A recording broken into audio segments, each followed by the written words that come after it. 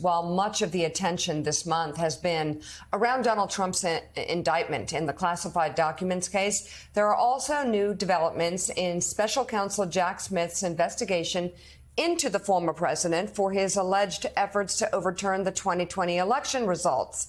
Yesterday, a high-ranking Trump 2020 campaign official testified before a federal grand jury in the probe. Former Deputy Director of Election Day Operations for the Trump campaign, Gary Michael Brown, was seen entering a Washington, D.C. courthouse where a grand jury has been hearing testimony about efforts to stop the peaceful transition of power to President Joe Biden. Last year, the House subcommittee investigating the attack subpoenaed Brown after finding, quote, credible evidence that he played a key role in the so-called fake electors scheme. That evidence included this text message where Brown allegedly bragged about being the one to hand-deliver the alternate slate to Congress. Both Brown and the special counsel's office declined to comment on the appearance yesterday. I would ask you, John Meacham, to put this into historical perspective, but there is no historical perspective when you have a president who's actually been indicted for hush money payoffs. You've got a president who's been indicted for stealing nuclear secrets. You have a president who's being indicted for stealing secrets on invading Iran. You've got a president indicted for stealing other military secrets and highly classified documents. You have a president indicted for obstruction of justice. And now you have a president. We were talking about the Supreme Court.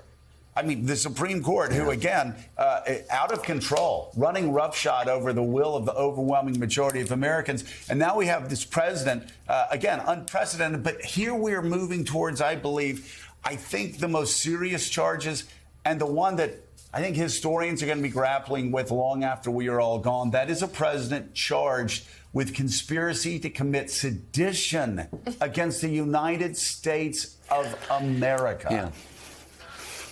Yeah. You know, and you're right, historians will be wrestling with it.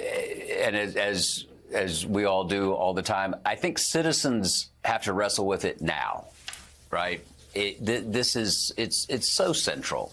And I just really believe that we have a pretty clear choice in this political season. We can choose a constitutionalist, a party that has been pretty faithful to the Constitution, which is the party of the incumbent president, or we can favor a party that has been shockingly but persistently supportive of a insurrectionist or a seditionist.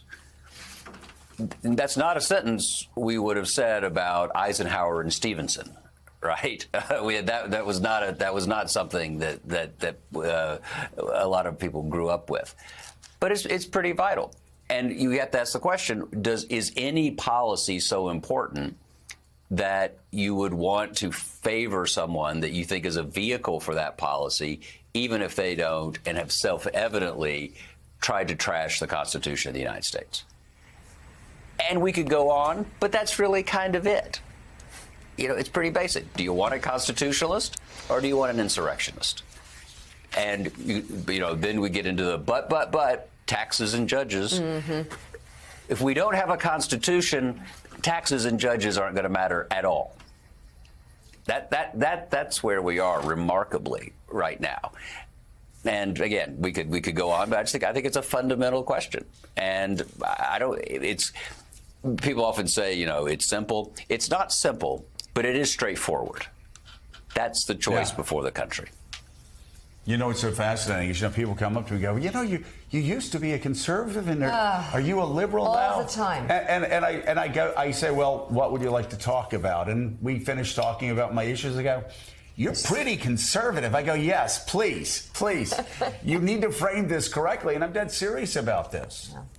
It's people who support democracy, constitutional democracy, versus people who are anti-democracy, who are against constitutional norms, who are willing to throw constitutional norms out the window for Donald Trump, who are willing to just turn a blind eye to January 6th insurrection because of Donald Trump, who are willing to say right now, as Speaker of the House, that it's okay that Donald Trump stole nuclear secrets. I mean, this is Democracy versus anti-democracy. I'm going to say one of the things that really has surprised me over the past several years. I've been bitterly disappointed by friends who were fellow conservatives who've completely crumbled and are now part of the anti-democracy forces, and they are. You can judge them, you know, not just by their words, but more importantly, judge them by their deeds.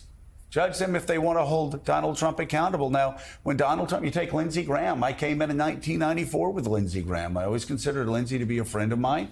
You know, Lindsey Graham, he supported Donald Trump through Donald Trump saying he wanted his attorney general to arrest Joe Biden and Joe Biden's family 2 weeks before the election. Supported him through all of that. Supported him through the first impeachment, where he held up money and defensive weapons to Ukraine, trying to get dirt on a political opponent. Right. And then on January the 6th, January the 7th, he opposed him. And then he was chased down a national airport by 3 people and a hound dog. And suddenly he went back to supporting the anti-democracy candidate. I think it's more than that. There are other, no, he's scared. Knowing Donald Trump, he's scared. It's more than no, that. it's not. It's always more. Listen, everybody always says it's more than that. It's not more than that. They're not scared of Donald Trump.